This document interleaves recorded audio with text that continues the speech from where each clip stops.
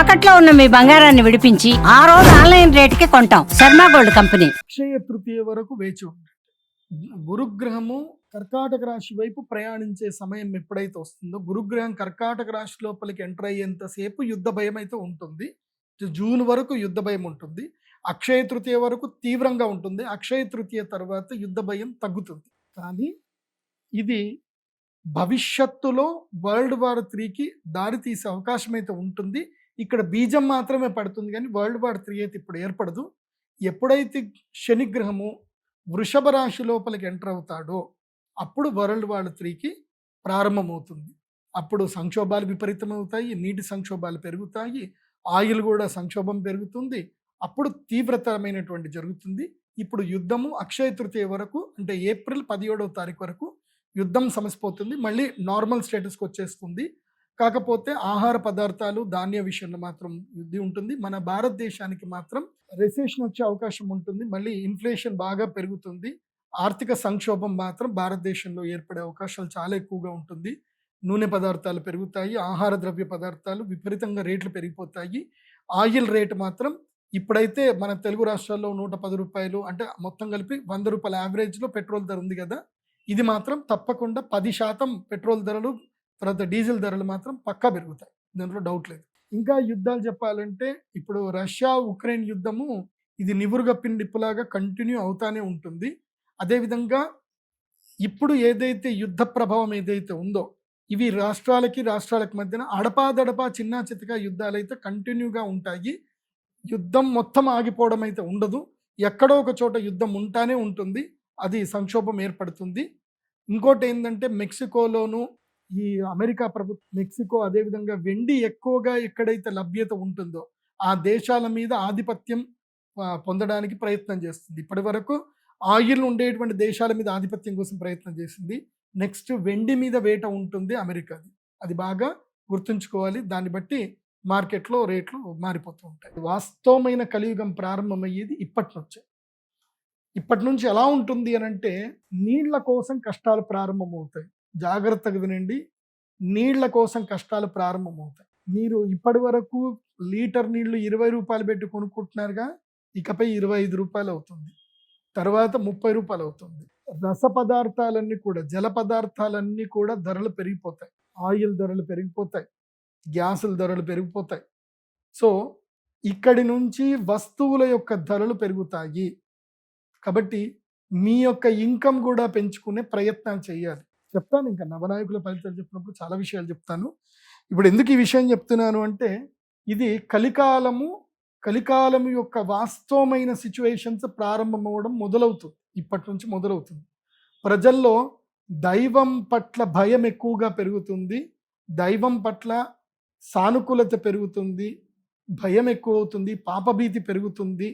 కాబట్టి ఎక్కువగా దేవాలయాలకు వెళతారు, దేవుళ్ళని శరణాగతి వెళతారు, యజ్ఞ యాగాదులు ఎక్కువగా జరుగుతాయి. ఈ సంవత్సరము బాగుంది. ఈ సంవత్సరం ఎలా ఉంటుంది, పరాభవన సంవత్సరం యొక్క పేరుతోటి ఏముంటుంది అని చెప్పారు. పార్థివైర్ మండలీకైశ్చ సామంతైర్ దండనాయకై పీడ్యంతే వై ప్రజా సర్వాః క్షుధార్థాశ్చ పరాభవే.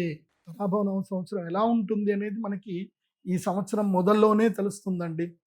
ఏమని చెప్తున్నారు?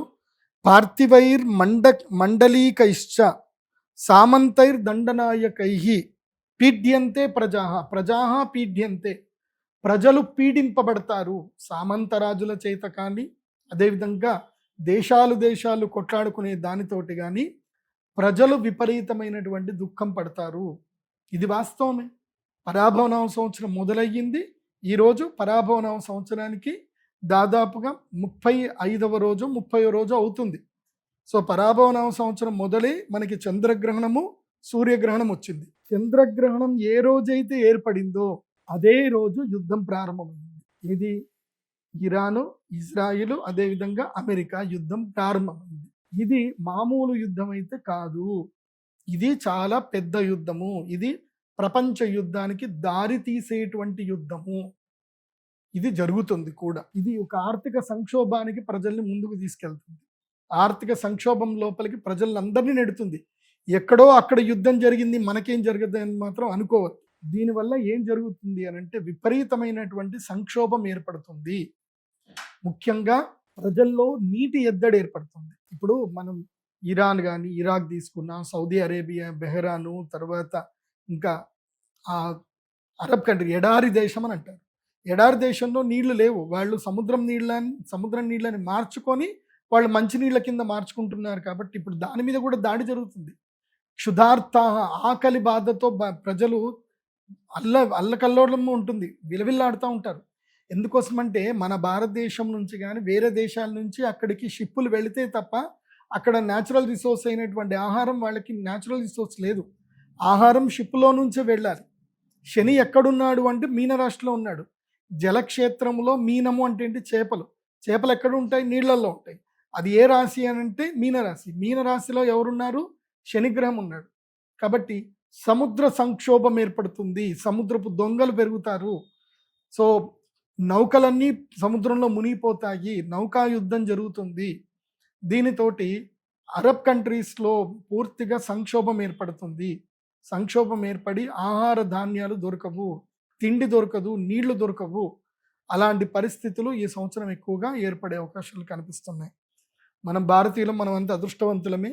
ఇది మళ్ళీ ఏం చెప్తున్నారు? మన భారతదేశానికి చూస్తే దీని లెక్క ప్రకారం మన దాంట్లో కనుక చూస్తే కనుక భారతదేశంలో ప్రజలందరూ కూడా రోగపీడితులు ఎక్కువగా అవుతారు. ముఖ్యంగా ఒక మహమ్మారి ఉంది, డయాబెటీస్ అనే ఒక మహమ్మారి ఉంది. అది 10 మందిలో 8 మందికి తగులుతుంది. దాని యొక్క మహమ్మారికి అందరూ కూడా లోనవుతూనే ఉంటారు. ఆహార పదార్థాలు విచారణ ప్రజల్లో మార్పు తీసుకురావాలి. అందుకే ఈ సంవత్సరము అపరధాన్యములైనటువంటి చామలు, కొర్రలు ఇవన్నీ కూడా బాగా పండుతాయి. నేను ఈ సంవత్సరం రైతులందరికీ కూడా చెప్పేది ఏమిటంటే కొన్ని విషయాలు కూడా చెప్తాను. కానీ ఇప్పుడు ఈ సంవత్సరానికి సంబంధించిన శ్లోకం ద్వారా మీకు చెప్పేది ఏంటంటే, రైతులు ఈజీ మెథడ్లో పంటలు పండించడానికి చూడకండి. హైబ్రిడ్ విత్తనాల జోలికి వెళ్ళకండి. హైబ్రిడ్ విత్తనాలను దూరం పెట్టండి. ఎందుకోసమంటే అన్నం పెట్టేది మీరే అన్నం సరిగ్గా పెట్టకపోతే ప్రజలందరూ కూడా ఆరోగ్యం పాడు చేసుకుంటారు. ఆ ప్రజల్లో ఎవరు ఉండరు, మీ కుటుంబ సభ్యులు కూడా ఉంటారు. కాబట్టి రైతులందరూ కూడా దేశీ విత్తనాలు తీసుకోండి.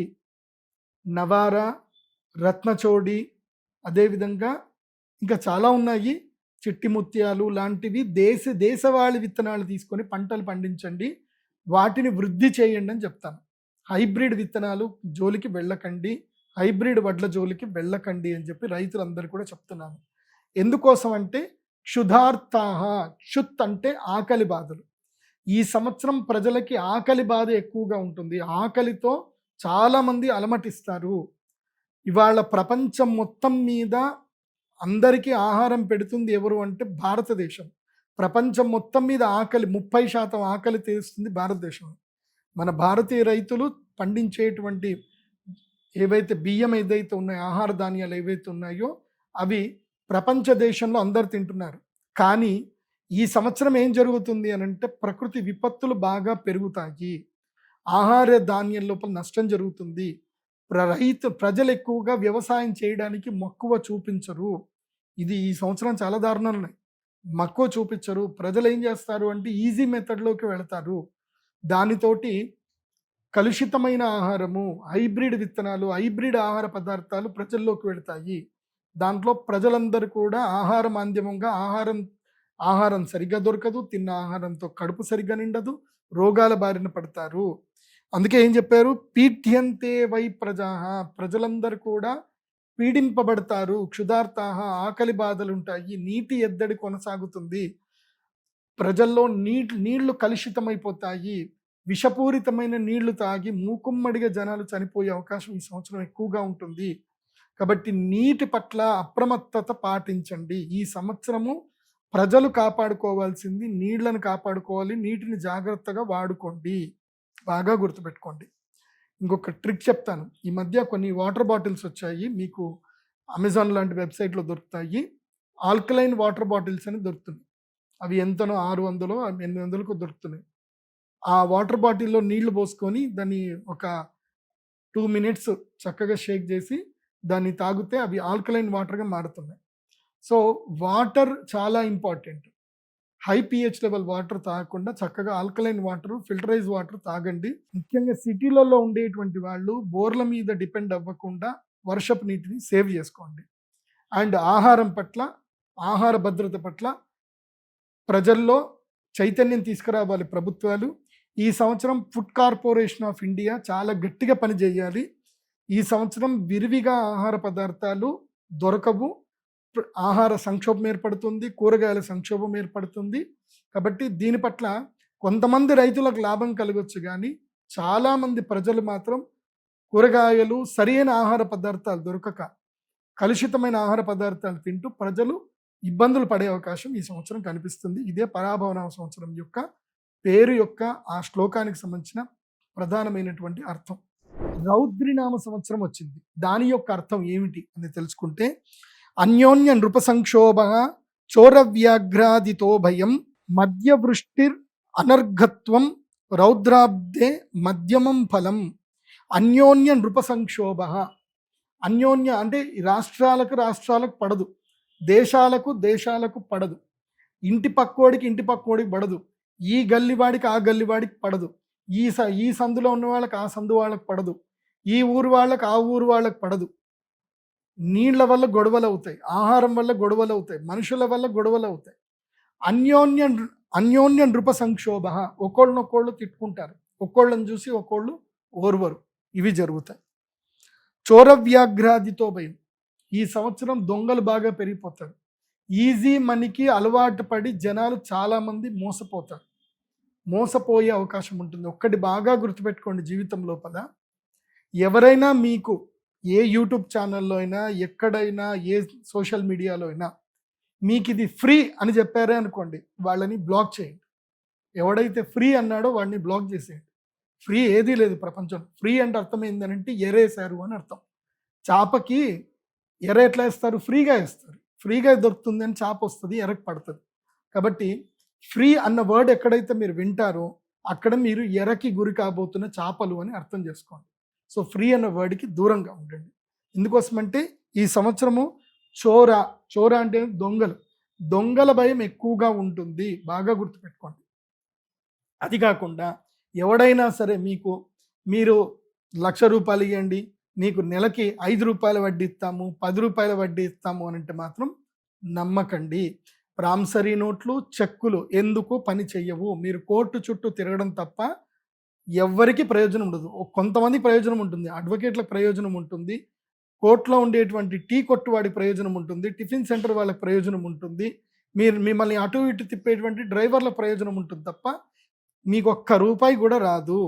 కాబట్టి ఈ ₹2 వడ్డీ మీకు బ్యాంకు వడ్డీ కన్నా ఎవరైనా ఎక్కువ వడ్డీ ఇస్తున్నారు అని చెప్పినా, ప్రామిసరీ నోట్ల మీద మీరు డబ్బులు వడ్డీలకు ఇచ్చినా మీరు మోసపోతారు. కాబట్టి ఈ సంవత్సరము దొంగల భయం ఎక్కువగా ఉంటుంది, మోసగాళ్ల భయం ఎక్కువగా ఉంటుంది. అట్లాగే మార్కెట్లో కొత్త రకమైన మోసాలు దిగుతారు.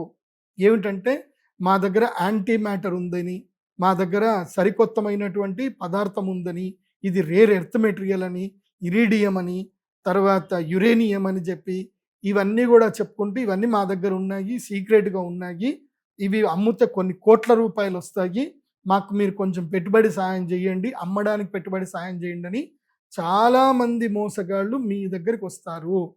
అవి అన్నీ అబద్ధాలు. ఈ ప్రపంచంలో రేర్ ఎర్త్ మెటీరియల్స్ ఏవి లేవు. అవి ఉన్నా కానీ దాని మీద ఆల్రెడీ భారతీయ నిఘా వ్యవస్థ చాలా ఎక్కువగా ఉంటుంది. కాబట్టి వాటి పట్ల ఏవి వెళ్ళకండి. ఈ రైస్ పుల్లింగ్ వాటి మోసాల జోలికి వెళ్ళకండి. ఈ సంవత్సరము దొంగలు కొత్త మేకప్ వేసుకొని వస్తారు, సరికొత్త మేకప్ వేసుకొని దొంగలు వస్తారు. కాబట్టి ఈ సైబర్ మోసాలు కానీ, మిమ్మల్ని డిజిటల్ అరెస్ట్ చేసామని చెప్పి మీరు ఓటీపీలు చెప్పండి అను వెరైటీ వస్తారు. కాబట్టి ఈ సంవత్సరము చదువు రానటువంటి వారైనా, చదువు వచ్చిన వారైనా మీ యొక్క నెట్ బ్యాంకింగ్ని పూర్తిగా సేవ్ చేసుకొని ఏదైతే ఉంటుందో చిన్న ఫోన్లు వాడండి. ఈ సంవత్సరం అయితే నేను అందరికీ ఏం చెప్తాను అంటే, నోకియా ఫోన్లు వాడండి అని చెప్తాను. చిన్న కీప్యాడ్ ఫోన్లు ఉంటాయి కదా, అవి వాడండి. అవి వాడితే మీరు సైబర్ మోసగాళ్ళు ఎరపడరు. ఎందుకోసం అంటే ఈ సంవత్సరము సైబర్ మోసగాళ్ళు చాలా ఎక్కువగా తయారవుతారు. మీకు తెలియకుండానే మీ మొబైల్లోనే మీకు యాప్లు డౌన్లోడ్ అయిపోతాయి, మీ యొక్క ఓటీపీలు వాళ్ళే హ్యాక్ చేస్తారు, మీ బ్యాంకులో ఉన్న డబ్బంతా ఖాళీ అయిపోతుంది. చాలా జాగ్రత్తగా ఉండండి. స్మార్ట్ ఫోన్లు వినియోగించే విషయంలో, నెట్ బ్యాంకింగ్ విషయంలో చాలా అప్రమత్తంగా ఉండండి. నేనైతే క్లియర్గా చెప్తాను, నెట్ బ్యాంకింగ్ ఏదైతే వాడుతున్నారో ఆ ఫోన్ని సపరేట్గా పెట్టండి. మీరు రెగ్యులర్గా వాడే ఫోన్ ఒకటి పెట్టుకోండి. రెగ్యులర్గా మీరు వాడే అకౌంట్ ఏదైతే ఉందో దాంట్లో కొంచెమే బ్యాలెన్స్ ఉంచుకోండి, ఎక్కువ బ్యాలెన్స్ ఉంచుకోకండి. మీ ఎక్కువ మొత్తం డబ్బున్న వాటికి నెట్ బ్యాంకింగ్ ఫెసిలిటీస్ తీసేసుకోండి. మీరు డైరెక్ట్గా బ్యాంకులో వెళ్ళి మీరు చెక్ సంతకం పెట్టి ఆర్టీజీఎస్ చేస్తే తప్ప వెళ్ళకుండా అలాంటి బ్యాంక్ అకౌంట్ ఒకటి పెట్టుకొని దాంట్లో ఎక్కువ మొత్తం డబ్బులు పెట్టుకోండి, సేఫ్గా ఉంటారు. లేదంటే ఉన్న డబ్బంతా కూడా ఖాళీ అయిపోతుంది. చాలా జాగ్రత్తగా ఉండండి. ఇక వ్యాఘ్ర భయం అని కూడా ఉంది. పులులు, చిరుత పులులు, అదేవిధంగా పులులు ఊర్లోకి వస్తాయి. ఎందుకోసమంటే మనం అడవులన్నింటినీ మనం తినేస్తున్నాం కదా, పోడు భూములు అని చెప్పి. మనం అడవులు మొత్తం తిన్నాక పులులకి, చిరుత పులులకు ఉండడానికి ప్రదేశం ఎక్కడ ఉంది? కాబట్టి క్రూర మృగాలు ఊరి లోపలికి వస్తాయి. దీనివల్ల ప్రజలకి చాలా ఇబ్బందులు జరుగుతాయి. నేను అటవీ శాఖ అధికారులకు చెప్పేది ఏంటంటే, మీరు అడవిలో పులులకి తగ్గట్టుగా ఆహారం ఉండేటట్టుగా ఇంకా ఏమైనా జంతువుల్ని పెంచండి. ఇంకా జింకల్ని ఎక్కువగా పెంచండి, వాటికి ఆహారం రావాలి కదా. నాకు ఎందుకో డౌట్ వస్తుంది, అడవిలో మేకల్ని ఎందుకు పెంచరు, గొర్రెలను ఎందుకు పెంచరు అటవీ శాఖ వాళ్ళని? అవి పెంచితే పిల్లలు హాయిగా తినేసి వాటి జోలికి మన మనుషుల జోలికి రావు కదా. సో అది ఏమన్నా ఉంటే, ఐడియా ఉంటే ఫాలో చేయండి. మాకు ఆ రూల్స్ అయితే తెలియవు. కాకపోతే ఈ సంవత్సరము అడవి మృగాల వల్ల మాత్రం గిరిజనులకి కీడు ఉంటుంది, గిరిజనులకి సంక్షోభం అయితే ఉండే అవకాశం ఉంటుంది. ఏదో చిన్న చితికైతే మరణాలు అయితే జరిగే అవకాశం ఉంటుంది. జాగ్రత్తగా ఉండండి.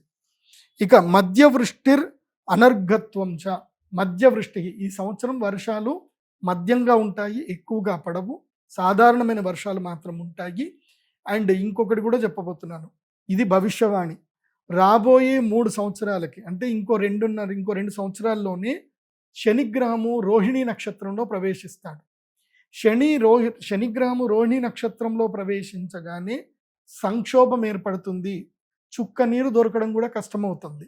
నదులన్నీ ఎండిపోతాయి. మీరు కల్కి సినిమా చూశారు కదా, అది ఆయన డైరెక్టర్ ఏమి మామూలుగా స్క్రిప్ట్ రాయలే, కరెక్ట్గానే రాశాడు.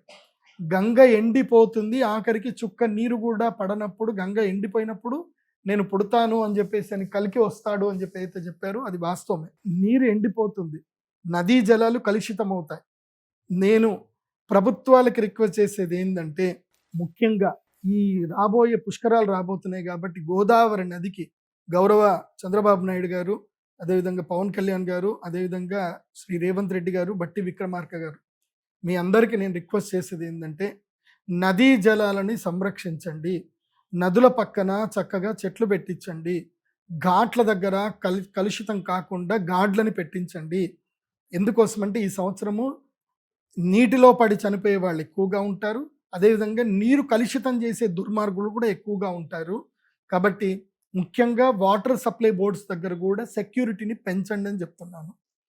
అదేవిధంగా రైతులందరూ కూడా చెప్పేది ఏంటంటే, ఖర్చైనా పర్వాలేదు, మోట బావులు తవ్వుకోండి. మీ యొక్క బోర్ పాయింట్స్ ఏవైతే ఉన్నాయో అవి రీఛార్జ్ అయ్యేటట్టుగా ప్లాన్ చేసుకోండి. ఎందుకోసమంటే ఏ నీటి ద్వారా అయితే మీరు పొలాలు చక్కగా పండించుకుంటున్నారో, రేపు ఆ నీరు దొరకకుండా ఉంటే మీకు ఆ సంపాదన కూడా పోతుంది. కాబట్టి ఇప్పుడే మీ యొక్క బోర్లు అవన్నీ కూడా రీఛార్జ్ చేసుకోండి. నీటిని కాపాడుకునే ప్రయత్నం చేయండి. రాబోయే 2 సంవత్సరాల తర్వాత భయంకరమైన నీటి సంక్షోభం రాబోతుంది. ఇప్పుడే మీరు మెలకువ ఉంటేనే మీరు నీటిని కాపాడుకునే ప్రయత్నం చేసుకోండి. సిటీలలో కూడా నేను గౌరవ ముఖ్యమంత్రులందరికీ కూడా చెప్పేది ఏంటంటే, సిటీ లోపల ఒక జీవో పాస్ చేయండి. అపార్ట్మెంట్లలో పడే వర్షపు నీళ్ళన్నీ కూడా ఒక్కొక్క ఫ్లాట్ 5,000 లీటర్ల నీళ్లు సేవ్ చేసుకోవాలని ఒక జీవో పాస్ చేయండి. ప్రతి ఒక్క ఫ్లాట్ ఓనరు 5,000 వర్షపు నీళ్ళని స్టోర్ చేసేది జీవం మీరు పాస్ చేసుకోండి. మీరు 20 ఫ్లాట్లు ఉన్నాయనుకోండి, 5,000 ఇంటూ 20 లీటర్లు సేవ్ చేసుకోవాలి. కింద వాటర్ ట్యాంకులు పెట్టుకోండి, మళ్ళీ పైకి తెచ్చుకుంటారా, ఏదైనా చేయండి. మీ అపార్ట్మెంట్కి ఒక ఫ్లాట్కి 5,000 లీటర్లు వర్షం నీళ్లు సేవ్ చేసుకోవాలని చెప్పి మీరు జీవో పాస్ చేయండి. ప్రజలు మారుతారు. కావాలంటే వాళ్ళకి సబ్సిడీలు ఇవ్వండి, వాటర్ ట్యాంకులు ఇప్పే విషయంలో సబ్సిడీలు ఇవ్వండి. ఎందుకోసమంటే రాబోయే 2 సంవత్సరాల తర్వాత భయంకరమైన జల సంక్షోభం రాబోతుంది. దానికి ఈ పరాభవనామ సంవత్సరమే సూచనగా ప్రారంభమవుతుంది. ఈ సంవత్సరం రాజాది నవనాయకుల ఫలితాన్ని చెప్తాను, వినండి. ఈ సంవత్సరము నవనాయకుల్లో 7 శుభులవుతున్నారు, 2 పాపులవుతున్నారు. కాబట్టి పరిణామాలు బాగా జరుగుతాయి, శుభాలు ఉన్నాయి కాబట్టి పరిణామాలు జరుగుతాయి. కానీ ఒకటి మనం అర్థం చేసుకోవాలి, ఈ కలికాలంలో మనం ఒక్కసారి గుండె మీద చేసుకొని చూద్దాము. మనం చూస్తున్న వాళ్ళల్లో మంచి వాళ్ళు ఎంతమంది, చెడ్డవాళ్ళు ఎంతమంది, నిజాయితీగా ఉన్నది ఉన్నట్టుగా, మనసులో ఉన్నది ఉన్నట్టుగా ప్రవర్తించే వాళ్ళు ఎంతమంది, లోపల కల్మషం పెట్టుకుంటూ ఉన్నవాళ్ళు ఎంతమంది చూస్తే మనకు తెలిసిపోతుంది. సో 7 శుభులు ఉన్నారు అంటే అర్థం ఏమిటంటే పరిణామం చెందబోతుంది, మార్పులు చెందబోతున్నాయి. కాబట్టి దుర్మార్గుల కష్టాలు వస్తాయి. కాబట్టి దుర్మార్గులు, పాలకులే దుర్మార్గులు అవుతే ఏం చేస్తాం? సో వాళ్ళ కష్టాలు వస్తే ఏమవుతుంది? కష్టాలను ఎదుర్చుకుని మళ్ళీ కష్టాలు వస్తాయి. కాబట్టి కొంచెం జాగ్రత్తగా ఉండండి. ఈ లాజిక్ మీకు అర్థమైంది అనుకుంటాను. ఈ సంవత్సరం గురుడు రాజు అవుతున్నాడు కాబట్టి, గురుగ్రహం రాజు అవుతే న్యాయవర్తిత్వం జరుగుతుంది, న్యాయస్థానాలు చాలా గట్టిగా పనిచేస్తాయి, అన్యాయం జరిగిన వంటి వాళ్ళకి న్యాయం తప్పకుండా లభిస్తుంది. ఈ సంవత్సరము గురుగ్రహం ఉండడం వలన ప్రజలందరూ ఆనందంగా ఉంటారు, వర్షాలు బాగా పడతాయి, ఆహారం బాగా దొరుకుతుంది. కాకపోతే విషయం ఏంటంటే మంత్రి ఎవరయ్యారు అంటే కనుక కుజగ్రహం మంత్రి అయ్యాడు, భౌమహ మంత్రి, దేశానికి ఉద్యోగాధిపతి కుజుడే అయ్యాడు. కాబట్టి కుజుడు ఉద్యోగాధిపతి అయ్యాడు, అశ్వాధిపుడు అయ్యాడు. కాబట్టి ఏమవుతుందంటే యుద్ధ భయం ఉంటుంది, దేశానికి యుద్ధ భయం ఉంటుంది. అదేవిధంగా రక్షణ శాఖకి బలమైన పగ్గాలు వస్తాయి, రక్షణ శాఖ చాలా గట్టిగా పనిచేస్తుంది. ఈ దేశంలో, భారతదేశంలో అయితే కొన్ని రాష్ట్రాల్లో, ముఖ్యంగా వెస్ట్ బెంగాల్లో మాత్రం ఎట్టి పరిస్థితుల్లో రాష్ట్రపతి పరిపాలన వస్తుంది. కాశ్మీర్లో కూడా రాష్ట్రపతి పరిపాలన ఏర్పడే అవకాశం ఈ సంవత్సరం ఉంటుంది. ఇక అర్ఘాధిప అంటే చక్కగా వర్షాలు, అర్ఘము అంటే ఏంటి? మేఘాలు. మేఘాలకు అధిపతి ఎవరు అంటే ఇందుహు, చంద్రుడు వచ్చాడు. కాబట్టి ఏం జరుగుతుందంటే వర్షాలు మంచిగానే పడితే కుంభవృష్టి పడుతుంది. ఈసారి కూడా క్లౌడ్ బస్ట్లు ఉంటాయి, బాగానే ఉంటుంది. సస్యాధిప, దేవాదయ అధిప. సస్యాధిప అంటే చక్కగా సస్యములు పెంచే విషయంలో కానీ, దేవాదయ అంటే దేవతలకు సంబంధించిన అధిపతి కానీ, దేవాలయాలకు అధిపతి కానీ ఈ సంవత్సరం గురువు అయ్యాడు. కాబట్టి ఈ సంవత్సరం ప్రజలు ఎక్కువగా భక్తి విశ్వాసాల పట్ల అప్రమత్తత చూపిస్తారు, ఎక్కువగా దేవాలయాలు ఎక్కువగా వెళతారు ప్రజలు. హుండీలలో మాత్రం డబ్బులు వేయకండి ప్రజలు. ఎందుకోసమంటే ఎండోమెంట్ పరిధిలో ఉన్న దేవాలయాల్లో డబ్బులు వేయకండి, హుండీలో డబ్బులు వేయకండి. యజ్ఞ యాగాదులు కర్మలు చేయండి. ఎవరైతే గురువులు, ఎవరైతే స్వాములు, శృంగేరి పీఠము, కంచి పీఠము, అదేవిధంగా ద్వారకా పీఠము, ఉత్తరాది పీఠము, ఉడిపి పీఠాధిపతులు, ఇలాంటి మఠాలకు వెళ్ళండి. అక్కడ పీఠాధిపతులకు మీరు గుళ్ళో వేయాలనుకున్నదంతా కూడా అక్కడ ఇవ్వండి. ఎందుకోసమంటే ధర్మాన్ని కాపాడుతుంది పీఠాధిపతులు. వాళ్ళు చెప్పడం వల్ల, మాలాంటి శిష్యులను వాళ్ళు తయారు చేయడం వల్ల, మేము మీ అందరికీ చెప్పడం వల్ల దేవాలయాలు అందరికీ వెళుతున్నారు. కాబట్టి ఆ దేవాలయాల్లో మీరు వేశారనుకోండి, మీరు హుండీలో వేసిన డబ్బులు నిరర్థకంగా పోతున్నాయి. కాబట్టి హుండీలో డబ్బులు వేయకండి. మఠాలలో పీఠాధిపతుల దగ్గరికి వెళ్ళి అక్కడ డబ్బులు వేయండి. ఎందుకోసమంటే ఈ సంవత్సరం యజ్ఞయాగాది కర్మలు పెరుగుతాయి, ధర్మం వృద్ధి జరుగుతుంది, గోసంపద వృద్ధి జరుగుతుంది. ఎవరైతే గోవులను కాపాడుతున్నారో, ధర్మాన్ని కాపాడుతున్నారో వాళ్ళతోటి మీరు అందరూ ఉండండి. ఇక సేనాధిపతి ఎవరు అవుతున్నారు అంటే ఇందుహు. ఈ సంవత్సరము చంద్రుడే అవుతున్నాడు, సేనాధిపతి కూడా చంద్రుడే అవుతున్నాడు. కాబట్టి ఈ సంవత్సరము బియ్యం ధరలు బాగా పెరుగుతాయి, దేశవాళీ బియ్యానికి ధరలు బాగా పెరుగుతాయి, బాగుంటుంది. సైన్యం కూడా గట్టిగానే పనిచేస్తారు. ఇక పరీక్షకుడు, గ్రామ నాయకుడు గురువు అవుతున్నారు. ఇది చాలా అద్భుతము. ఈ సంవత్సరం పరీక్షించేటువంటి వాడు అంటే ఎన్ఫోర్స్మెంట్ డైరెక్టర్ ఎవరైతే ఉంటారో ఆయన గురువు ఈ సంవత్సరం. సో అందరినీ ఎగ్జామినేషన్ చేస్తాడు. ఈ సంవత్సరము గ్రామ సర్పంచులు కానీ, గ్రామాధికారులు కానీ, గ్రామ వికాసం ఏర్పడుతుంది. గ్రామంలో ఉన్న ప్రజలందరూ కూడా ఐకమత్యంగా ఉండి తమ గ్రామం లోపల సహకార సంఘాలు పెట్టుకొని ప్రజలు డెవలప్ అవుతారు. ఈ సంవత్సరం నుంచి గ్రామాల్లో అవేర్నెస్ ఎక్కువగా పెరుగుతుంది, బాగుంటుంది ఈ సంవత్సరం. తర్వాత రసాధిపుడు, తర్వాత వస్త్రాధిపుడు శని అయ్యాడు. కాబట్టి నల్లని భూములు, నల్లటి పంటలు కానీ, నల్ల నువ్వులు కానీ, మినుములు కానీ, నల్లటి ఆహార పదార్థాలన్నిటికీ మంచి ధరలు వస్తాయి. ఈ సంవత్సరం వస్త్రాలకు ధర విపరీతంగా పెరుగుతుంది. తర్వాత గ్రామపాలకుడు, రత్నాధిపుడు ఇందు అవుతున్నాడు. ఇందుహు అంటే సూర్యుడు, గ్రామాధిపుడు సూర్యుడు అవుతున్నాడు. కాబట్టి ఇది కూడా చాలా మంచిదే. ప్రజలు బాగుంటారు, వాళ్ళందరూ కూడా కలిసికట్టుగా వాళ్ళ పనులు వాళ్ళు చేసుకుంటారు. ఈ సంవత్సరం మహిళారాతులు ఎక్కువగా పెరుగుతారు. డ్వాక్రా సంఘాలు ఎక్కువగా పెరుగుతుంది. మహిళలందరూ కూడా కలిసి సొంతగా ఏవైతే కనుక పరిశ్రమలు పెట్టడం అనేది ఈ సంవత్సరం చాలా ఎక్కువగా ఉంటుంది. దానికి తెలుగు రాష్ట్రాల ప్రభుత్వాలు కూడా వాళ్ళకి సహకరిస్తే, బ్యాంకులు సహకరిస్తే ఇంకా మంచిది. తర్వాత ఈ సంవత్సరం వృక్షాలకు అధిపతి కూడా బుధుడు అవుతున్నాడు కాబట్టి తుఫాన్లు ఎక్కువగా వచ్చేటువంటి అవకాశం ఉంటుంది. ముఖ్యంగా శ్రీకాకుళము, తూర్పుగోదావరి జిల్లా, విశాఖపట్నం, విజయనగరము ఈ ప్రాంతం లోపల తుఫాను ప్రభావాలు ఎక్కువగా పడేటువంటి అవకాశం ఉంటుంది. కాబట్టి ఈ సంవత్సరం తొందరగానే పంటలు వేసుకొని ఆశ్వేజ మాసం అంటే కార్తీక మాసం లోపలనే పంటలు కోసుకునే ప్రయత్నం చేయండి. తర్వాత పంటలన్నీ మునిగిపోయే అవకాశం ఉంటుంది కాబట్టి జాగ్రత్తగా ఉండండి. అది నేను కోస్తా జిల్లాలకైతే ఇది చెప్పడం జరుగుతుంది. ఇక నీరసాధిప ఈ సంవత్సరం కుంకుమ పువ్వు, కర్పూరం. నీరసాధిప ఎవరవుతున్నాడంటే గురుడు అవుతున్నాడు కాబట్టి కుంకుమ పువ్వు ఈ మధ్య చాలామంది ఇళ్లలోని ఏసీలు పెట్టేసి కుంకుమ పువ్వు పెంచుతున్నారు. సుమన్ టీవీలో కూడా వీడియో చూశాను, బాగుంది. మీరు కూడా పని చేసుకోండి. కుంకుమ పువ్వు, అదేవిధంగా పుట్టగొడుగులు, ఇవి మీరు ఇళ్లలో పెంచుకోండి. ఈ సంవత్సరం చాలా డిమాండ్ ఉంది. అదేదో కొన్ని రకమైన పుట్టగొడుగులు అట కిలోకి 5 లక్షలట. అలాంటి ఏమైనా ఉండి ఇంట్లో మీరు ఏసీలు పెంచుకొని కరెంటు బిల్లు సంవత్సరం మొత్తం మీద ₹1,00,000 అయినా పర్వాలేదు. ఓ 20 కిలోలు వచ్చిందంటే చక్కగా అపార్ట్మెంటే కొనుక్కోవచ్చు, ఫ్లాట్ కొనుక్కోవచ్చు, లేదంటే ఇండిపెండెంట్ హౌస్ కట్టుకోవచ్చు. కాబట్టి పుట్టగొడుగులకు ఈ సంవత్సరం బాగా డిమాండ్ ఉంది. గురువు నీరసాధిపతి అయ్యాడు కాబట్టి ఈ సంవత్సరము కుంకుమ పువ్వు, కర్పూరము, అగరు, చందనము, పన్నీరు, పాదరసము, తర్వాత ఉప్పు, తర్వాత పసుపు వీటి ఉత్పత్తి బాగా పెరుగుతుంది. తర్వాత గణక సర్పాధిప లెక్కలు పెట్టేటువంటి ఫినాన్షియల్ మినిస్టర్ ఎవరు అంటే ఈ సంవత్సరము శని అయ్యాడు. శని ఫినాన్షియల్ మినిస్టర్ అయ్యాడు అంటే కుంభకోణాలన్నీ బయటపడతాయి. ఈ సంవత్సరం భయంకరమైన కుంభకోణాలు బయటపడతాయి. 2 రాష్ట్రాల ముఖ్యమంత్రులు మారిపోతారు. 2 రాష్ట్రాల ముఖ్యమంత్రులు మారిపోతారు భారతదేశానికి సంబంధించి, మన తెలుగు రాష్ట్రాలకి అయితే కాదు. సో 2 రాష్ట్రాల్లో ఎలక్షన్స్ ఏర్పడతాయి. ఆ ఎలక్షన్స్లో ఉన్న ప్రభుత్వం పడిపోయి వేరే ప్రభుత్వం అయితే వస్తుంది. దైవజ్ఞ ఈ సంవత్సరం జ్యోతిష్య పండితులకి ఎవరధిపతి అంటే చంద్రుడు అయ్యారు కాబట్టి జ్యోతిష్య విద్యలు, పరిశోధన విద్యలు వృద్ధి చెందుతాయి. ప్రజలు జ్యోతిష్యాన్ని ఎక్కువగా నమ్ముతారు. పర్లేదు, మాకు ఇన్కమ్ అయితే మంచిగానే పెరుగుతుంది. అట్లాగే వృద్ధి చెందుట, దైవభక్తి కూడా పెరుగుతుంది. రసధాతువుల యొక్క ఉత్పత్తి పెరుగుతుంది. ఈ సంవత్సరం మన భారతదేశంలో ఇప్పటిదాకా గనులు లేవు. సో నేను మీకు చెప్పేది ఏంటంటే స్టాక్ మార్కెట్లో జింక్ రేట్ ఎక్కువగా పెరుగుతుంది, రాగి రేట్ ఎక్కువగా పెరుగుతుంది, తర్వాత వెండి రేట్ ఎక్కువగా పెరుగుతుంది, బంగారం రేట్ పెరుగుతుంది. తర్వాత చెప్తాను ఆ రేట్ ఎంత పెరుగుతుందో చెప్తా, వెయిట్ చేయండి. తర్వాత స్త్రీలకి అధిపతి ఎవరు అంటే ఈ సంవత్సరం చంద్రుడు.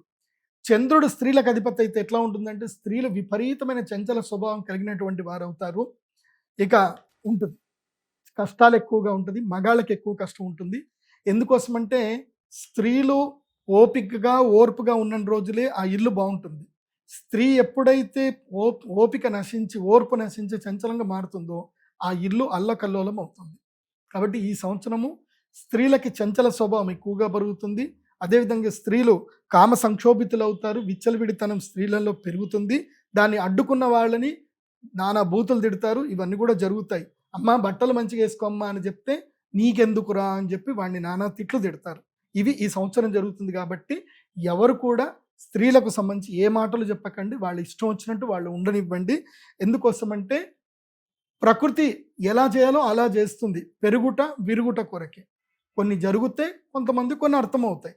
సో మీరెవరు కూడా ఎవరికి నీతులు చెప్పకండి, ఎవరు బుద్ధులు చెప్పకండి. కాలితే పడితే వాళ్ళకే తెలుస్తుంది కాబట్టి వాళ్ళని తెలుసుకోనివ్వండి. మంచిదే, వాళ్ళ ఇష్టం వచ్చినట్టు వాళ్ళు ఉండనివ్వండి అని చెప్పి చంద్రుడు చెప్తున్నాడు ఈ సంవత్సరం, నేను చెప్పట్లే.